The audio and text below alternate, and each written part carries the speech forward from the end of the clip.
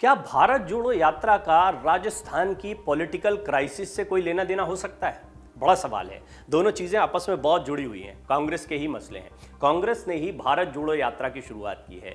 राहुल गांधी इस यात्रा का नेतृत्व कर रहे हैं। राहुल गांधी कांग्रेस का चेहरा हैं। उनकी छवि को मजबूत करने के लिए कांग्रेस ने इस यात्रा को निकाला है। बहुत हद तक इसमें कामयाबी मिलती दिखाई दे रही है, लेकिन अचानक से राजस्थान में एक पॉलिटिकल क्राइसिस हो जाती है। 3 बड़े इवेंट एक साथ कांग्रेस के खेमे में चल रहे हैं। प्रेसिडेंट कौन होगा? प्रेसिडेंट इलेक्शन के लिए अब फाइनली, जैसा हम शुरुआत से कह रहे थे, मल्लिकार्जुन खड़गे धीरे धीरे रेस में सबसे आगे आ गए। नाम कई चले, दिग्विजय सिंह का तो तय माना जा रहा था, लेकिन वो रेस से बाहर हो गए। उन्होंने कहा मैं नॉमिनी बनूंगा मल्लिकार्जुन खड़गे का, मैं अपना नामांकन नहीं भरूंगा। शशि थरूर का नाम चल रहा था। अब देखना होगा क्या होता है, थोड़ा सा इंतजार करना होगा। लेकिन इस सब के बीच में एक बड़ा सवाल खड़ा हो गया अशोक गहलोत की राजनीति और राजस्थान के पॉलिटिकल क्राइसिस को लेकर। और क्या शीर्ष नेतृत्व खुलकर कुछ नहीं कह पाया अशोक गहलोत को? इसके पीछे भी एक बड़ी वजह भारत जोड़ो यात्रा है। इसको समझिए, इसको हम एनालाइज करते हैं इस रिपोर्ट के जरिए। दरअसल भारत जोड़ो यात्रा को पहले समझिए। एक बहुत ही महत्वाकांक्षी, एक बहुत ही बड़ा प्रोजेक्ट है कांग्रेस के रिवाइवल के लिए। कांग्रेस ने केरल से कन्याकुमारी तक इस यात्रा को निकाला है। 3,500 किलोमीटर से ज्यादा की पदयात्रा है। राहुल गांधी लगातार दिन रात चल रहे हैं। लोगों का अच्छा जन समर्थन केरल में उनको मिला है। यात्रा अब कर्नाटक में प्रवेश कर चुकी है। कर्नाटक के बाद देश के अन्य हिस्सों में जाएगी। इस सब के बीच में यह देखना होगा कि इतना बड़ा आयोजन करने के लिए स्थानीय कार्यकर्ता और जो स्थानीय विंग होती है, काडर होता है, वो तो महत्वपूर्ण होता है। साथ ही साथ में वो राज्य जहां पर ताकत में है कांग्रेस, वो भी महत्वपूर्ण होती हैं। 2 मुख्यमंत्री हैं, भूपेश बघेल और अशोक गहलोत। दोनों ही कांग्रेस से आते हैं और कांग्रेस के इन मुख्यमंत्रियों ने अपना पूरा समर्पण गांधी परिवार, सोनिया गांधी जी के लिए और राहुल गांधी जी के लिए दिखाया है। बहरहाल इस सबके बीच में अशोक गहलोत का एकदम एक अलग स्टैंड देखने को मिला। बहुत बड़ी वजह है राजस्थान की अपनी राजनीति। अशोक गहलोत खुद कहते हैं मीडिया के सामने आके, ये जो कुछ हुआ उससे मुझे बड़ा खेद है। इससे ऐसा इंप्रेशन जा रहा है जैसे मैं कुर्सी छोड़ना नहीं चाहता हूं। ये अशोक गहलोत के अपने शब्द हैं। सभी जानते हैं कि बात सही है कि अशोक गहलोत कुर्सी नहीं छोड़ना चाहते हैं। इसकी वजह कई सारी हो सकती हैं। सचिन पायलट को नहीं आने देना एक अलग वजह है, लेकिन उनकी तरफ से कोई और नाम नहीं दिया गया। जैसा चल रहा था चर्चा में कि क्या सीपी जोशी या किसी अन्य के नाम को वो आगे कर सकते हैं, खुद अध्यक्ष बन सकते हैं। वो अध्यक्ष पद की दौड़ से बाहर हो गए। ये बात भी खुद अशोक गहलोत ने कह दी। अशोक गहलोत को तय माना जा रहा था कि वो अब अगले कांग्रेस अध्यक्ष बनने जा रहे हैं, और इसकी कवायद आज से नहीं, बहुत दिनों पहले से शुरू हो गई थी। लिहाजा कांग्रेस में अगर सब कुछ ठीक चलता है, वैसा चलता जैसा कि तय किया गया था, तो अशोक गहलोत अध्यक्ष होते और निश्चित तौर पर सचिन पायलट, जो बहुत समय से बाट जो रहे हैं कि उनको राजस्थान का मुख्यमंत्री बनाया जाएगा, उनको मुख्यमंत्री की कुर्सी मिलती। किसी भी कीमत पर सचिन पायलट को मुख्यमंत्री नहीं बनने देना चाहता अशोक गहलोत खेमा। अशोक गहलोत तो ठीक है, वो मुख्यमंत्री है नहीं, पर मुख्यमंत्री अकेले की ताकत नहीं होता, उसका पूरा मंत्रिमंडल होता है, उसके कई करीबी होते हैं, कई सारे प्रोजेक्ट्स होते हैं, कई सारी बातें होती हैं। और एक नहीं, 2 नहीं, 3 बार मुख्यमंत्री रहे हैं राजस्थान के अशोक गहलोत। आगे की राजनीति भी मैंने आपको कई रिपोर्ट्स में बताया है। ये बात सिर्फ 1 साल जो बचा हुआ है उस टेन्योर की नहीं है।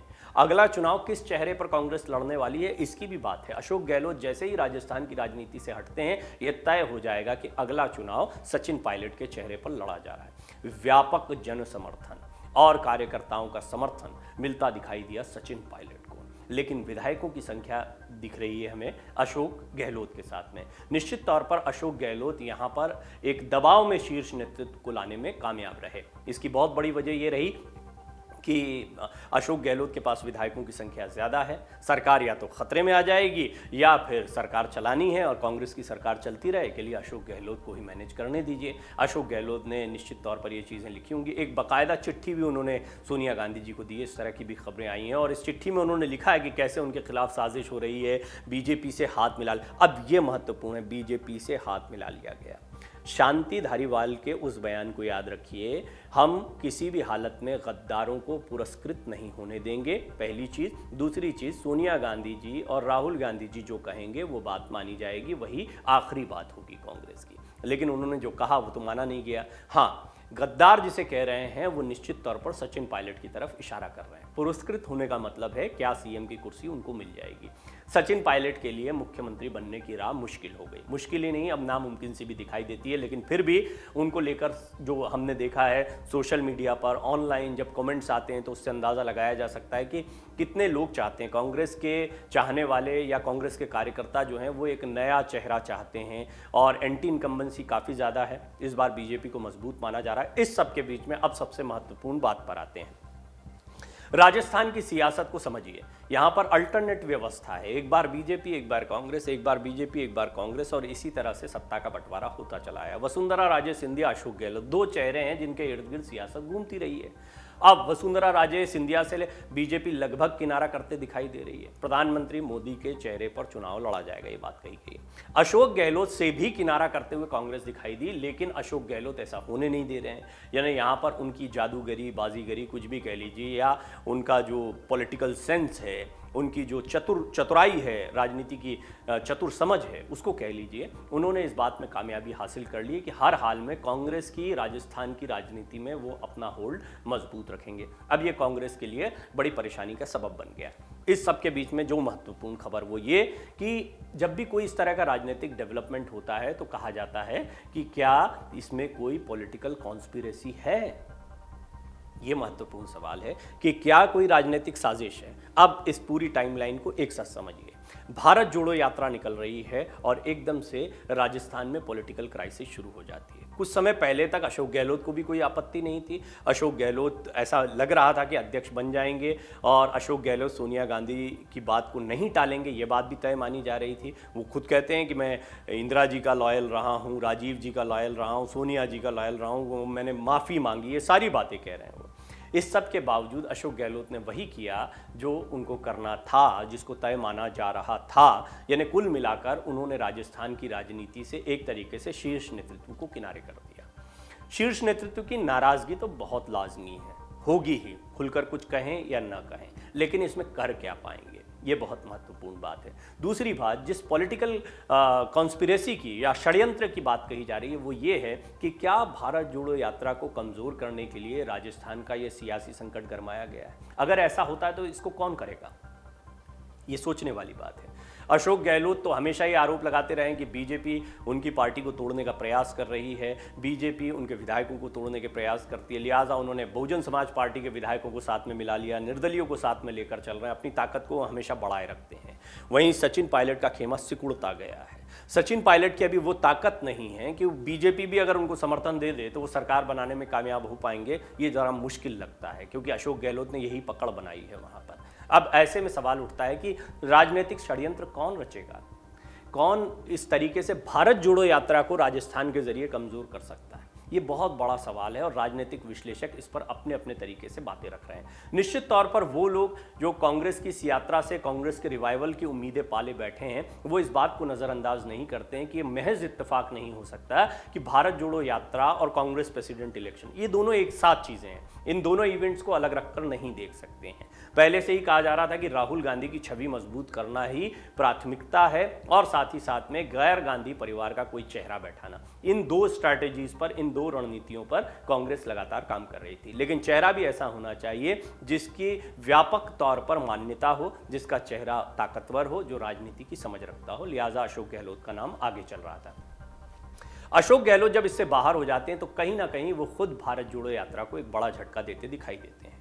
भारत जोड़ो यात्रा निश्चित तौर पर एक ऐसी यात्रा है जिसमें राहुल गांधी को पर्सनली अपनी इमेज सुधारने में बड़ी मदद मिलेगी और ज़मीनी तौर पर कार्यकर्ताओं को उत्साह से भरने में भी उनको मदद मिलेगी। लेकिन सबसे बड़ी बात होती है, जब भी कोई यात्रा चलती है तो स्थानीय काडर के साथ साथ में ये जो ताकतवर राज्य हैं जिनका मैंने शुरुआत में जिक्र किया, ये भी उस यात्रा को आगे बढ़ाने में, उसकी फंडिंग को अरेंज करने में बहुत महत्वपूर्ण भूमिका निभाते हैं। लिहाजा क्या राजस्थान और भारत जोड़ो यात्रा सीधे सीधे जुड़े हुए हैं? राजस्थान के पॉलिटिकल क्राइसिस से सिर्फ दबाव सरकार जाने का नहीं है, भारत जोड़ो यात्रा के बिगड़ने का भी है। क्या इसको ऐसा माना जाए कि एक तरीके का दबाव शीर्ष नेतृत्व पर यह भी है कि इस वक्त यदि अशोक गहलोत के खिलाफ कोई कार्रवाई की गई या अशोक गहलोत जिस तरीके से विरोध कर रहे हैं, अपरोक्ष रूप से उन्होंने बगावत की है, ये कहना भी गलत नहीं होगा, उनकी इस बगावत को अगर नज़रअंदाज नहीं किया तो भारत जोड़ो यात्रा पर भी नेगेटिव असर पड़ सकता है। बीजेपी इस वक्त निश्चित तौर पर इस यात्रा पर अपनी बारीक निगाह बनाए हुए है।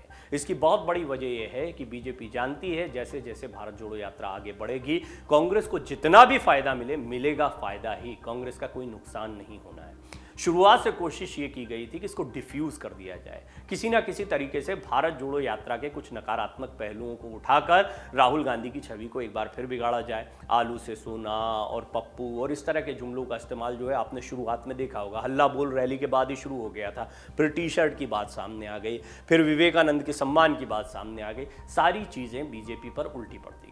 इसीलिए बीजेपी ने इसमें अपने आप को थोड़ा सा किनारे कर लिया, शांत हो गई। बीजेपी की आईटी सेल आपको बहुत कम अब कमेंट करती दिखाई देगी भारत जोड़ो यात्रा पर। इसकी बहुत बड़ी वजह है कि इसको लेकर लोगों के सेंटिमेंट्स हाई हैं। अब दूसरा पहलू ये है कि जैसे ही राजस्थान में पॉलिटिकल क्राइसिस हुई, राहुल गांधी, सोनिया गांधी एक तरीके से अकेले पड़ते दिखाई दिए। फिर उनके पास ले देकर इर्द गिर्द में कौन दिखाई दिए? दिग्विजय सिंह हैं, कमलनाथ हैं, शशि थरूर हैं। शशि थरूर अपना नामांकन अलग से भरना चाहते थे। मनीष तिवारी जैसे नेता जो हैं वो उनके भी लगभग बागी जैसे सुर देखने को मिलते हैं। गुलाम नबी आज़ाद, कपिल सिब्बल जैसे बड़े बड़े चेहरे पहले ही जा चुके हैं, दूसरी पार्टियों में जा चुके हैं। इसके बाद में कांग्रेस के सामने बहुत बड़ी चुनौती है कि जो लोग बचे हुए हैं पहले उनको साथ में रखें, यानी अशोक गहलोत को साथ में रखना बहुत ज़रूरी है। राजनीतिक षड्यंत्र या पॉलिटिकल कॉन्स्पिरेसी का जहां तक सवाल है, बीजेपी का इससे कोई लेना देना दूर दूर तक नहीं दिखाई पड़ता है राजस्थान में जो चल रहा है। हाँ, सचिन पायलट को मजबूत करने के लिए बीजेपी क्या कर सकती है, इस पर कांग्रेस की भी निगाह है।